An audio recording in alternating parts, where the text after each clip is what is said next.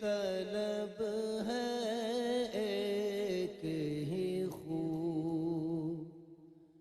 لا الہ الا ہو۔ ایک طلب ہے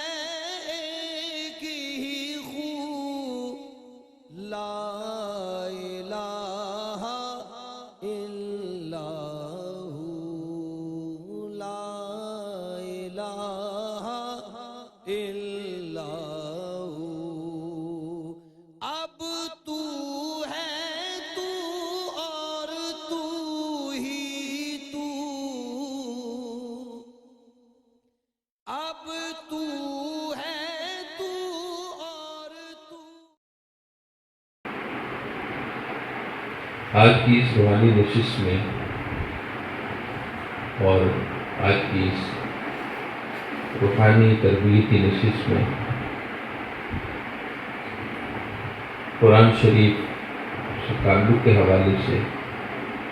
قرآن شریف سے نسبت کے حوالے سے اور قرآن شریف کی فضیلت اور اہمیت کی نسبت سے ہم چند باتیں بیان کرنے اور سننے کی سعادت حاصل کریں گے۔ محترم معزز مسلمان اور بہنوں، یقیناً اسلام کا سرچشمہ، اسلامی احکامات کا مرکز و محور وہ اللہ کا کلام قرآن مجید ہے۔ قرآن مجید کو اللہ رب العزت نے ہمارے لیے سراپا ہدایت قرار دیا ہے، اور قرآن شریف ہمارے لیے دنیا اور آخرت میں کامیابی کا راستہ، ہدایت کا راستہ، صراط مستقیم ہمارے لیے متعین کرتا ہے۔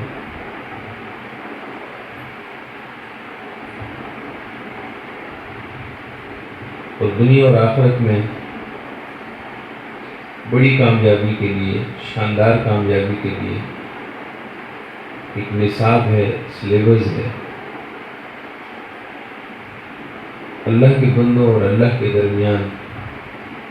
تعلق قائم کرنے کے لیے اور تعلق کو دوام بخشنے کے لیے، تعلق میں مزید مضبوطی کے لیے یقیناً بالیقین قرآن مجید، فرقان حمید کا کوئی ہمسر نہیں، اس کے برابر کوئی اور نہیں ہے۔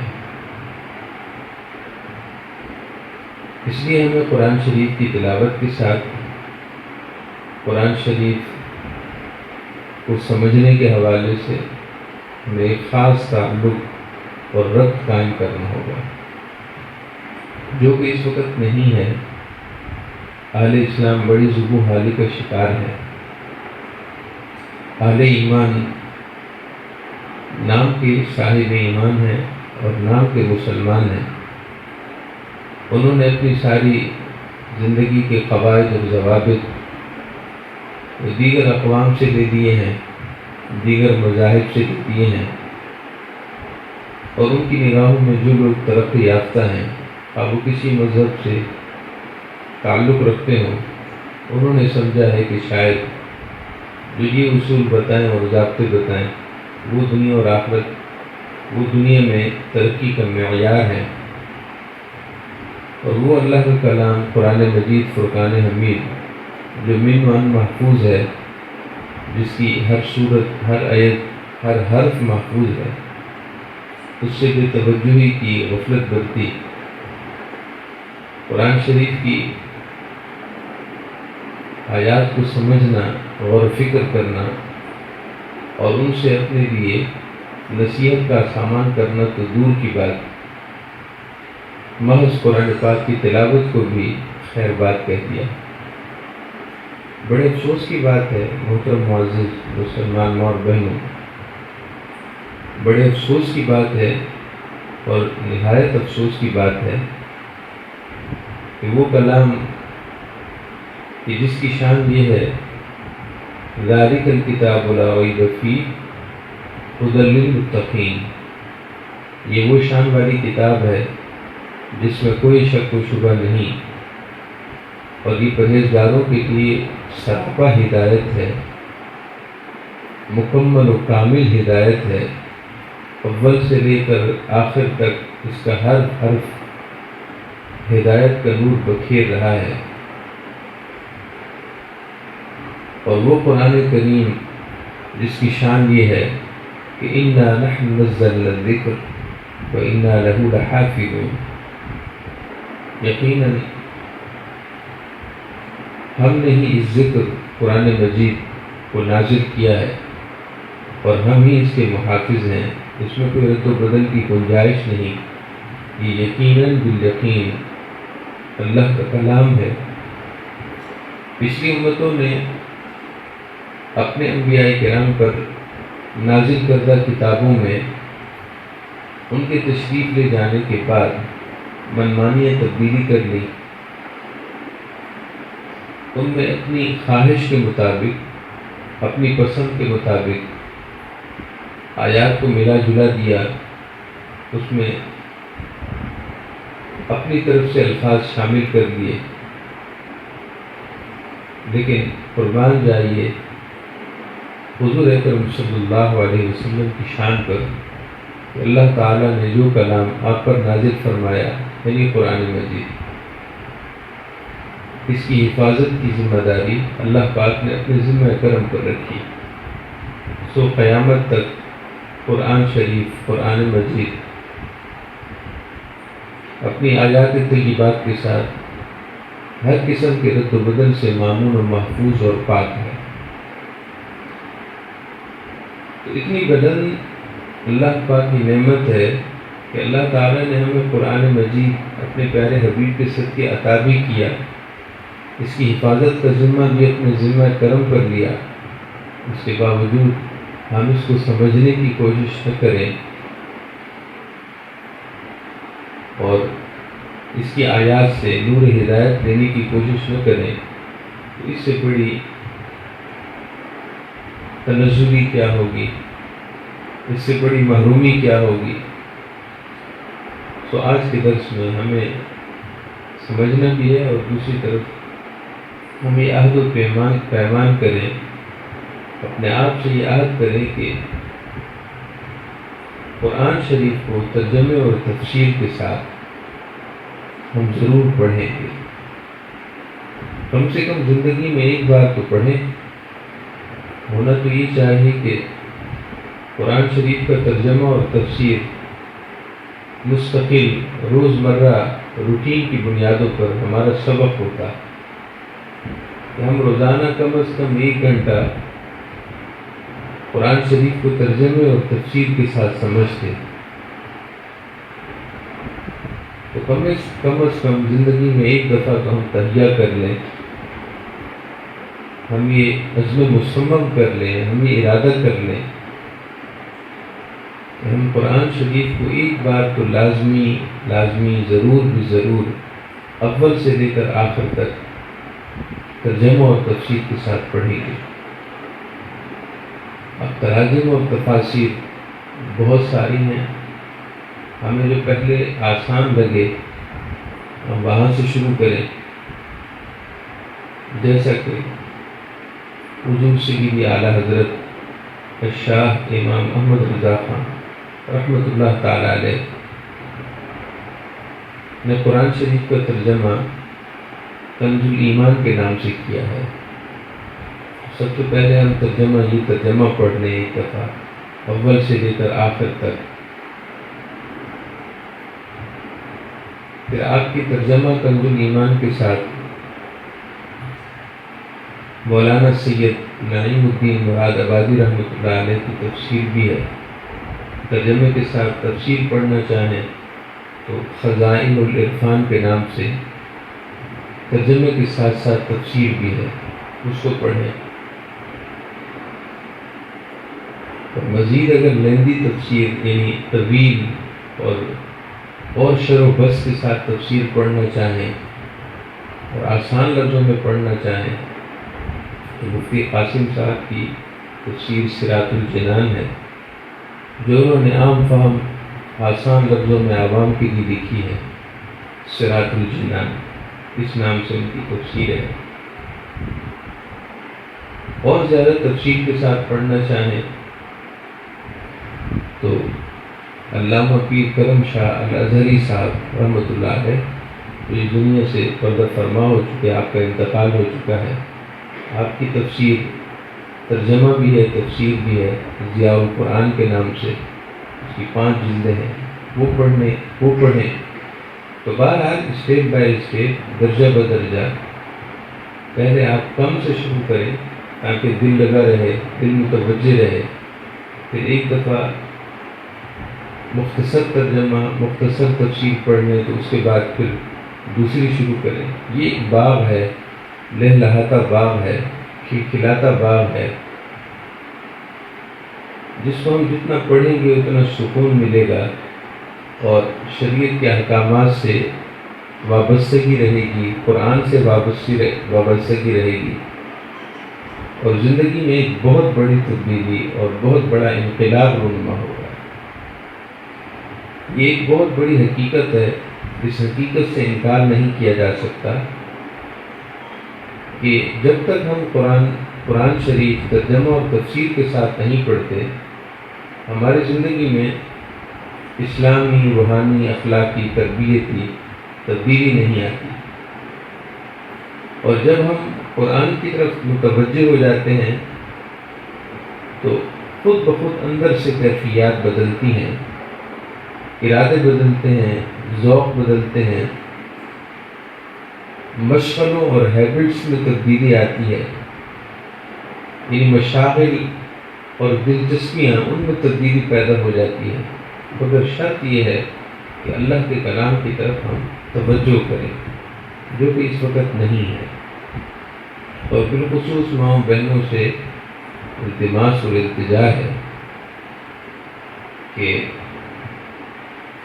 آپ خود بھی اور بالخصوص اپنے بچوں اور بچیوں کی تربیت اس نہج پر کریں کہ بیٹا روز آپ کو قرآن شریف کا ترجمہ اور تفسیر پڑھنا ہی پڑھنا ہے۔ اپنے بچوں کی روز کی روٹین بنا دیں، معمول بنا دیں۔ آپ حیران ہوں گے کہ بچے جیسے جیسے ترجمہ اور تفسیر پڑھیں گے، خود بخود ان کے چال چلن میں تبدیلی آئے گی، عبادت کے ذوق میں تبدیلی آئے گی، ان کی سوچ اور فکر میں بہت بڑی تبدیلی پیدا ہوگی، اور دکھنے سے لگے گا کہ ان کی اب دین سے وابستگی ہو گئی ہے۔ سو قصہ مختصر یہ ہے کہ بعض دفعہ بیانات سے وہ تبدیلیاں نہیں ہوتی جو خود قرآن شریف کا ترجمہ اور تفسیر پڑھنے سے آتی ہیں۔ اس کی وجہ یہ ہے کہ جب ہم قرآن پڑھتے ہیں تو ایک یقین، ایک ایقان کے ساتھ پڑھتے ہیں، اور پھر اللہ تعالیٰ کا براہ راست نور ہم پڑھ رہے ہیں، دیکھ رہے ہیں، سمجھ رہے ہیں، تو ذہن کے دریچے کھلتے ہیں، ظلمتیں کافور ہوتی ہیں، اندھیرے ختم ہوتے ہیں، اور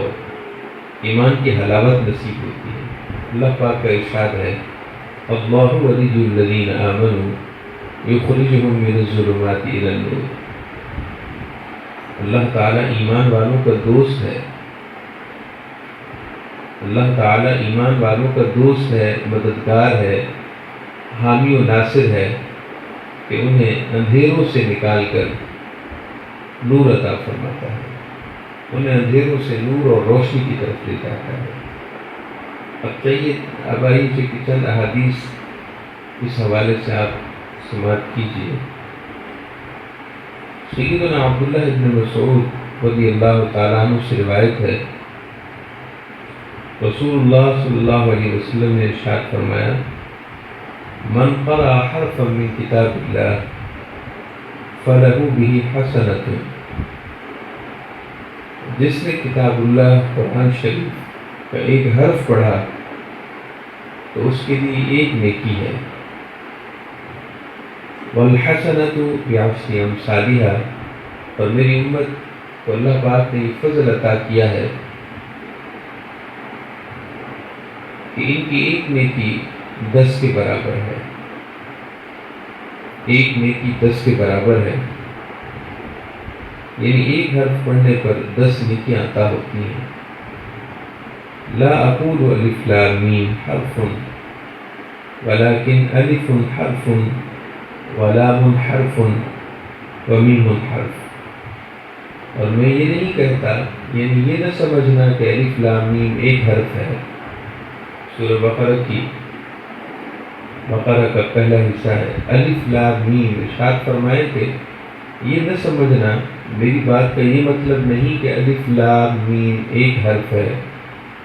بلکہ نہیں، یہ علیحدہ علیحدہ حرف ہیں۔ الف ایک علیحدہ حرف، لام ایک علیحدہ حرف، میم ایک علیحدہ حرف۔ سو جس نے الف لام میم پڑھا، اللہ تعالیٰ اس کو 30 نیکیاں عطا فرماتا ہے۔ محترم معزز مسلمان بھائیوں، یہ صرف تلاوت پر اللہ رب العزت کی طرف سے عطا کیا جانے والا اجر و ثواب ہے۔ اگر تلاوت کے ساتھ ساتھ فہم ہو، تلاوت کے ساتھ ساتھ سمجھیں اور اس پر غور و فکر کریں، تو اس کا ثواب کئی گنا بڑھا کر عطا کیا جاتا ہے۔ قرآن پاک کو تدبر کے ساتھ پڑھنا، اس سے طاغوتی قفل ٹوٹتے ہیں۔ شیطان اور شریر نفس کی جانب سے ہمارے دلوں پر جو تالے پڑے ہوئے ہیں، ہمارے دل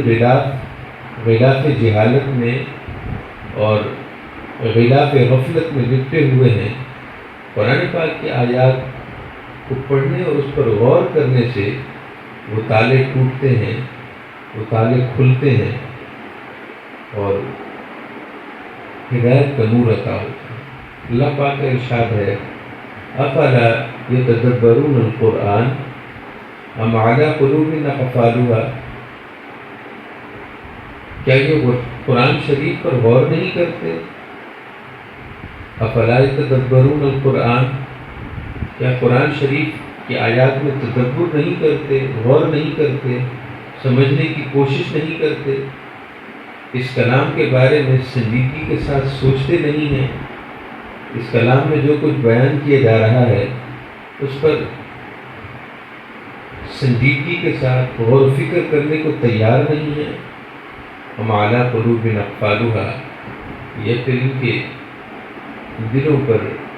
محرومی اور بدبختی کے تالے پڑے ہیں۔ محترم معزز مسلمان ہیں، جب قرآن شریف کے ہر حرف پر 10 نیکیاں تلاوت کر مل رہی ہیں، تو پھر غور و فکر کا عالم کیا ہوگا؟ اس وجہ سے نبی اکرم صلی اللہ علیہ وسلم نے قرآن شریف سیکھنے اور سکھانے کی خاص ترغیب دلائی ہے۔ قرآن شریف سیکھنا اور سکھانا، اب اس کے کئی درجے ہیں۔ قرآن شریف سیکھنا سکھانا یہ بھی ہے کہ جس کو بالکل قرآن شریف پڑھنا نہیں آتا، یعنی تلاوت اور زبان پر ادائیگی نہیں آتی، وہ سکھانا، وہ بھی ایک سکھانا ہے۔ پڑھنے پڑھانے میں سیکھنا سکھانا۔ پھر جب قرآن شریف پڑھنا آ جائے تو پھر اس کا ترجمہ سیکھنا اور سکھانا، اس کی تفسیر اور تفصیل سمجھنا اور سمجھانا، پڑھنا اور پڑھانا، یہ سارے زینہ بزینہ، یہ سارے تعلیم و تعلم بالقرآن سے ان کا تعلق ہے۔ آپ صلی اللہ علیہ وسلم کا ارشاد گرامی ہے خیرکم من تعلم القرآن وعلمہ، تم میں سے بہترین وہ لوگ ہیں جو قرآن سکھاتے ہیں اور قرآن سیکھتے ہیں۔ ارشاد فرمائے کہ اے اہل ایمان، تم میں سے سب سے بہترین وہ ہیں جو قرآن سیکھتے اور سکھاتے ہیں، یعنی قرآن پڑھنا اور پڑھانے کا کام کرتے ہیں، پڑھنے اور پڑھانے کا کام کرتے ہیں، قرآن پاک کو سمجھنے اور سمجھانے کی عبادت کرتے ہیں، قرآن پاک کا ترجمہ اور تفسیر سمجھنا اور سمجھانا اس پر غور و فکر کرنا اور غور و فکر کی دعوت دینا، جو یہ کام کر رہے ہیں وہ سب سے بہترین ہے۔ آپ کو چاہیے کہ آپ پڑھنے والوں یا پڑھانے والوں میں ضرور شامل ہو جائیں، سمجھنے والے یا سمجھانے والوں میں ضرور شامل ہو جائیں، تاکہ خیرکم، کہ تم میں سے بہترین وہ ہیں، تو سب سے بہترین حضور کی امت کے بہترین لوگوں میں آپ کا اور ہمارا شمار ہونے لگے۔ حضور اکرم سرور عالم صلی اللہ علیہ وسلم نے ارشاد فرمایا کہ جہاں قرآن پاک کی آیات پڑھی پڑھائی جاتی ہیں، سنی سنائی جاتی ہیں، سیکھی سکھائی جاتی ہیں، وہاں اللہ تعالیٰ کی طرف سے سکون کی بارش ہوتی ہے، رحمت ان پہ ڈھانپ لیتی ہے۔ اللہ کے فرشتے ایسی سنگتوں اور صحبتوں میں بیٹھنے کے لیے دغس کرتے ہیں، کوشش کرتے ہیں۔ اللہ کے فرشتے ہیں خاص جو تلاش کرتے ہیں ایسے لوگوں کو، ایسی سنگتوں، مجالس کو، محافل کو، کہ جہاں قرآن سیکھا اور سکھایا جا رہا ہو، قرآن پاک پڑھا اور پڑھایا جا رہا ہو، وہ فرشتے وہاں آ کر ان کے ساتھ بیٹھتے ہیں۔ اور ظاہر ہے فرشتوں کا آنا اللہ کی رحمت کی نشانی ہے، فرشتوں کا آنا یہ اللہ کی رحمت کی نشانی ہے، ملائکہ رحمت کا آنا یہ اللہ کی رحمت کی نشانی ہے۔ حدیث پاک کے الفاظ یہ ہیں، صحیح مسلم اور سنن نبی داود میں ہے، مجتمع قوم فی بیت من بیوت اللہ، جب کچھ لوگ سعادت مند لوگ اللہ کے گھروں میں کسی گھر میں جمع ہو جاتے ہیں، یتلون کتاب اللہ، اللہ کے کلام کتاب اللہ کی تلاوت کرتے ہیں، وَيَتَدَارَسُونَهُ بَيْنَهُمْ، ایک دوسرے کو سنتے سناتے ہیں، سیکھتے سکھاتے ہیں، إِلَّا نَزَلَتْ عَلَيْهِمُ السَّكِينَةُ، تو یقیناً ان پر سکون کی نعمت نازل ہوتی ہے، وَغَشِيَتْهُمُ الرَّحْمَةُ، اللہ تعالیٰ کی رحمت انہیں ڈھانپ لیتی ہے، اللہ کی رحمت انہیں اپنی باہوں میں لے لیتی ہے، وَحَفَّتْهُمُ الْمَلَائِكَةُ، اور فرشتے، اللہ کے فرشتے ایسے بیٹھنے والوں کے اوپر بادل بن کر چھا جاتے ہیں، وَذَكَرَهُمُ اللَّهُ فِي مَنْ عِندَهُ، اور اللہ پاک کو وہ اپنے بندے اور بندیاں اتنے پسند آتے ہیں کہ اللہ تعالیٰ ان کا ذکر اپنے پاس خاص فرشتوں، اپنی بارگاہ میں موجود، بارگاہ رحمت میں موجود خاص فرشتوں کے سامنے اللہ ان کا ذکر کرتا ہے۔ اتنی سعادت مندی ہے کہ اللہ پاک اپنے ان بندوں اور بندیوں کا اپنی شان کے مطابق ذکر کرے، جن کی یاد اور جن کا ذکر اللہ پاک کرے، کتنے سعادت مند ہیں۔ اور کیا سعادت مندی چاہیے کہ جن کی تعریف اور جن کی قدردانی اللہ پاک اپنی شان کے مطابق کرتا ہو۔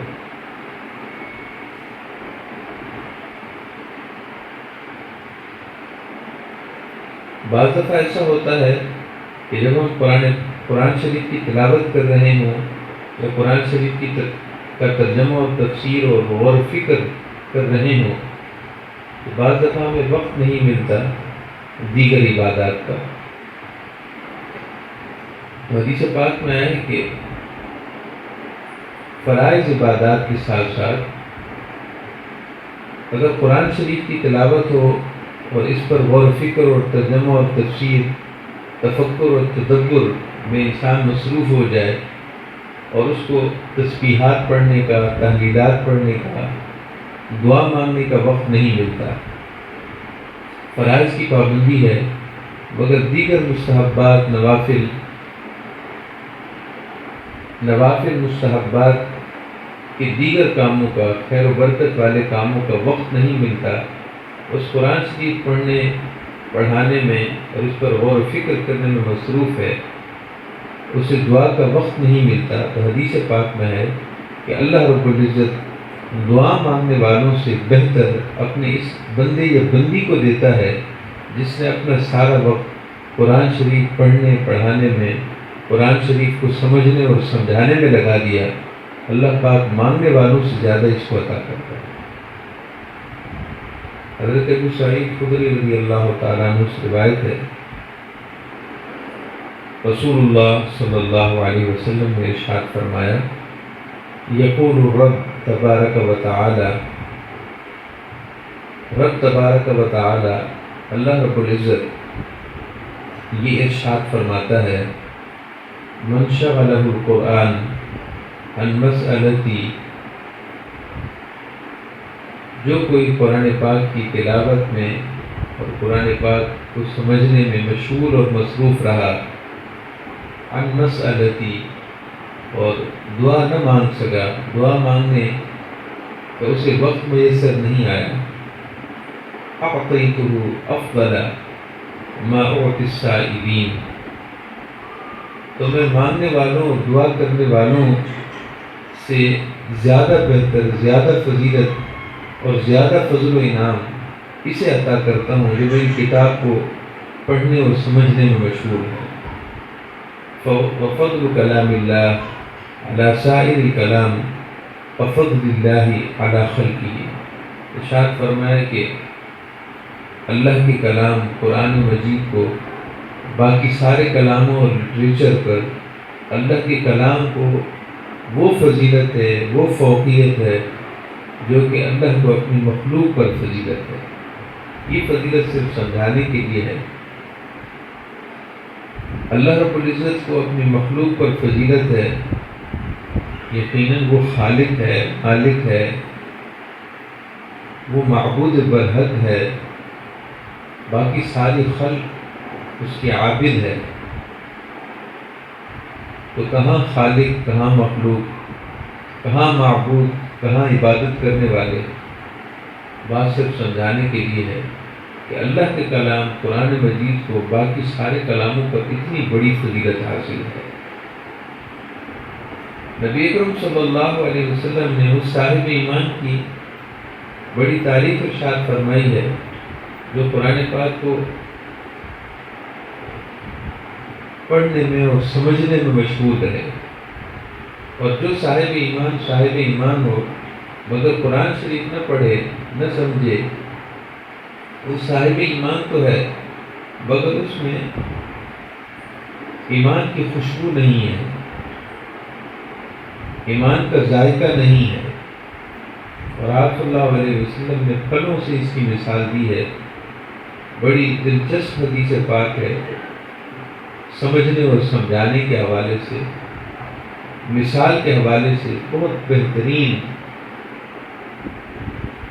انداز گفتگو اور انداز کلام ہے آقا دو عالم صلی اللہ علیہ وسلم کا۔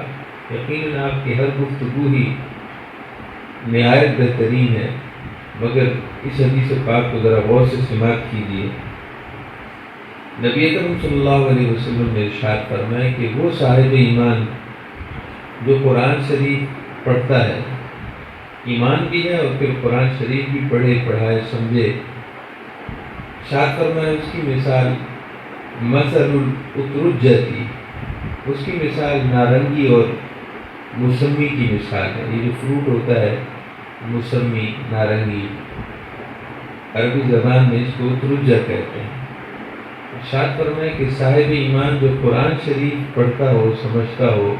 قرآن شریف سے اس کا تعلق ہو، اس کی مثال نارنگی کی طرح ہے، موسمی کی طرح ہے کہ کھانے میں بھی عمدہ ہے اور اس کی خوشبو بھی بڑی فرحت بخش ہے۔ نارنگی اور موسمی، اس کی خوشبو بھی فرحت بخش ہے، اور جب ہم اس کو کھائیں تو اس کا ذائقہ بھی اچھا ہے، ذائقہ بھی شیریں ہے، میٹھا ہے، اچھا لگتا ہے۔ ریحھا طیب وطعمھا طیب، خوشبو بھی عمدہ ہے اور کھانے میں ذائقہ بھی اعلیٰ ہے۔ اور اس مسلمان کی مثال لا یقرأ القرآن، جو صاحب ایمان تو ہے مگر قرآن سے تعلق نہیں ہے، باقی سارے عمل اس کے اچھے ہیں مگر قرآن شریف کے ساتھ کوئی تعلق نہیں۔ ارشاد فرمایا اس کی مثال کمثل التمرۃ، اس کی مثال کھجور کی طرح ہے کہ کھجور کی کوئی خوشبو تو اتنی اعلیٰ اور عمدہ نارنگی کے مقابلے کی نہیں ہے، کھجور کی خوشبو نارنگی اور موسمی کے مقابلے کی نہیں ہے، بس صحیح ہے،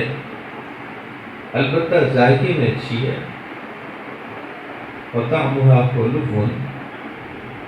طعمها حلو، اس کا ذائقہ میٹھا ہے۔ تو آپ صلی اللہ علیہ وسلم نے ان دو پھلوں سے صاحب ایمان جو قرآن شریف سے شغف رکھتا ہو اور جو نہ رکھتا ہو اس کی مثال پھلوں سے دی ہے۔ اس کا مطلب یہ ہے کہ جو صاحب ایمان ہے وہ اندر سے بھی نور ہدایت رکھتا ہے اور قرآن شریف پڑھتا ہے تو اس کے ظاہر سے بھی اسلام ظاہر ہوتا ہے، اس کے ظاہر سے بھی ایمان نکھرتا ہے، ایمان کا نور واضح دکھتا ہے۔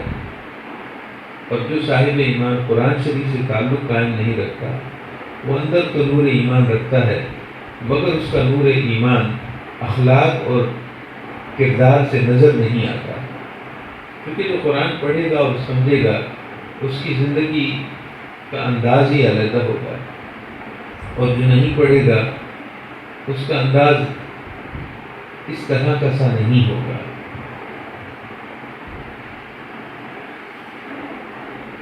نبی اکرم صلی اللہ علیہ وسلم نے حضرت ابو ذر کو نصیحت کی تھی جو بڑی توجہ طلب ہے۔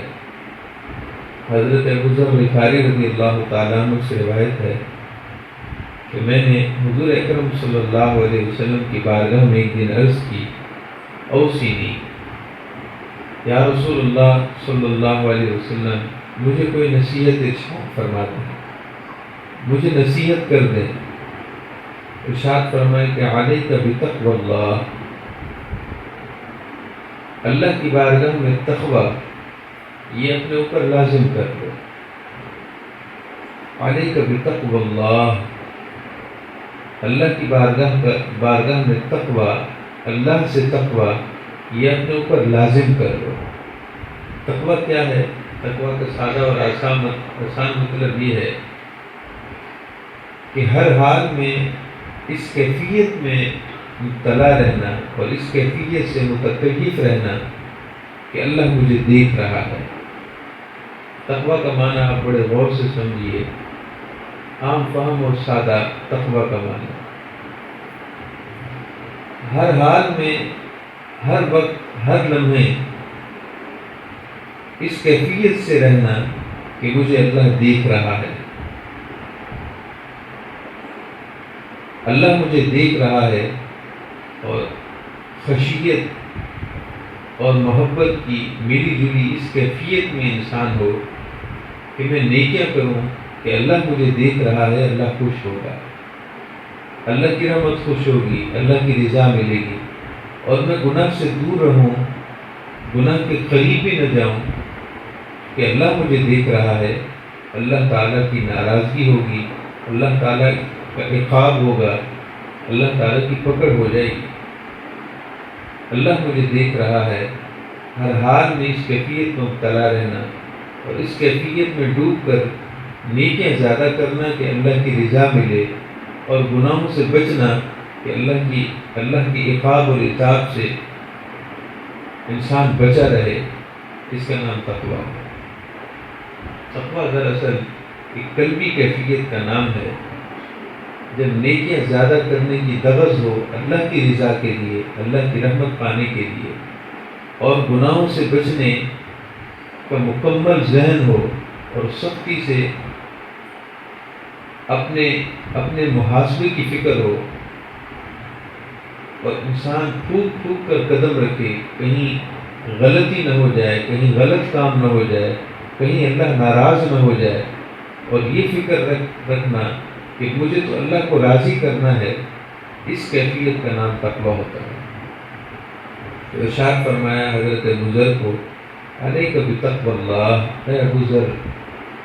اللہ کی بارگاہ میں تقویٰ اپنے اوپر لازم کر لو، فإنہ رأس الامر کلہ،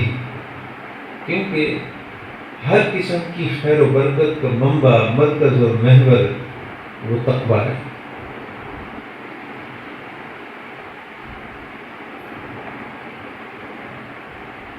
رضا الہی کے معاملے میں مرکز و محور وہ تقویٰ ہے۔ یقیناً جس کو تقویٰ ملا اس کو ہر خیر مل گئی، جس کو تقویٰ ملا اس کو بر اللہ مل گئی، جس کو تقویٰ ملا اس کی نیکیاں زیادہ ہوتی جائیں گی اور گناہوں سے وہ بچتا رہے گا حتیٰ کہ اللہ تعالیٰ کے اصفیاء بندوں میں، چنیدہ بندوں میں اس کو شمار ہوگا، جن کی شان میں اللہ یہ ارشاد فرماتا ہے ان عبادی لیس لک علیہم سلطان۔ اے ابلیس، تو یہ کہہ رہا ہے کہ میں تیرے بندوں کو گمراہ کروں گا۔ اے ابلیس سن لے، ان عبادی لیس لک علیہم سلطان، میرے بندوں پر تیرا کوئی بس نہیں چلے گا، میرے خاص بندوں پر تیرا کوئی دام فریب نہیں چلے گا، میرے خاص بندوں پر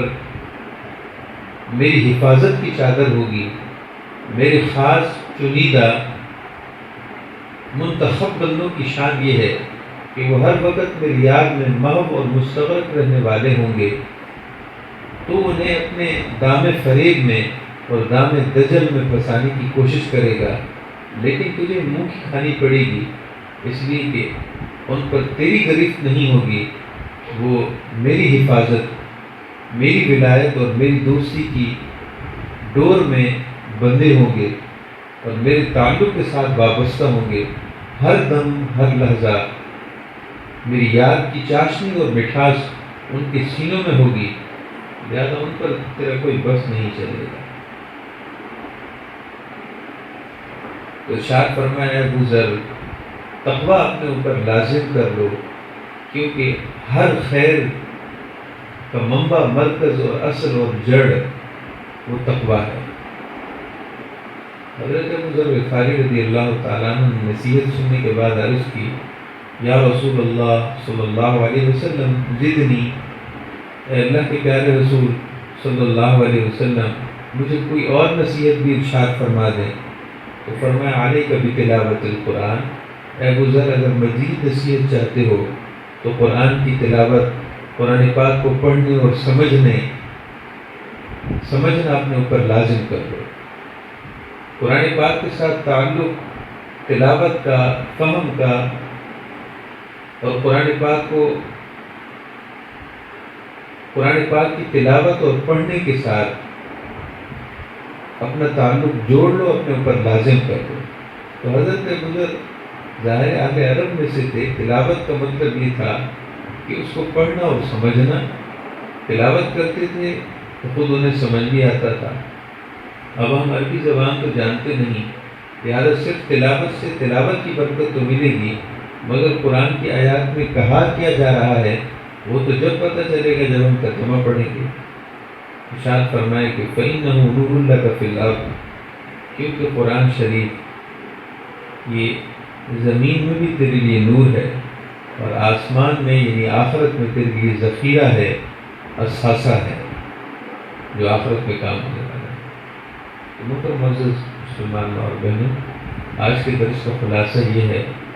کہ ہم قرآن شریف کے ساتھ اپنا تعلق قائم کریں اور اس پر بڑی سنجیدگی کے ساتھ آپ سوچیں۔ صرف یہاں درس سننے سے کام نہیں چلے گا، ہمیں اپنے اندر کچھ تبدیلیاں پیدا کرنی ہوں گی، اور تبدیلی آج کے درس کی ہم یہ لے لیں کہ ہم قرآن شریف پڑھیں اور سمجھیں۔ قرآن شریف اول سے لے کر آخر تک کم از کم ایک بار آپ ترجمہ اور تفسیر کے ساتھ لازمی پڑھیں، ضرور پڑھیں، آپ کو اس کی برکت ملے گی، اور اتنی برکت ملے گی جس کا بیان الفاظ میں نہیں ہو سکتا۔ خود بخود گناہوں سے بچنے کا ذہن اور نیکیاں زیادہ کرنے کی دغز اور جستجو خود بخود پیدا ہوگی، زندگی میں نکھار آ جائے گا، زندگی میں سکون اور طمانینت آ جائے گی، دکھوں کے ہوتے ہوئے بھی دل ہر وقت سکون میں رہے گا۔ یہ سب قرآن شریف کی برکت ہے۔ تو آئیے ہم عزم کرتے ہیں، پختہ عزم کیجئے اور اپنے آپ سے عہد کیجئے کہ آپ ضرور قرآن شریف پڑھیں، ترجمہ اور تفسیر کے ساتھ روز کا معمول بنائیں۔ انشاءاللہ اس کی خوب برکتیں ملیں گی۔ اللہ تعالیٰ ہم سب کو عمل کی توفیق عطا فرما۔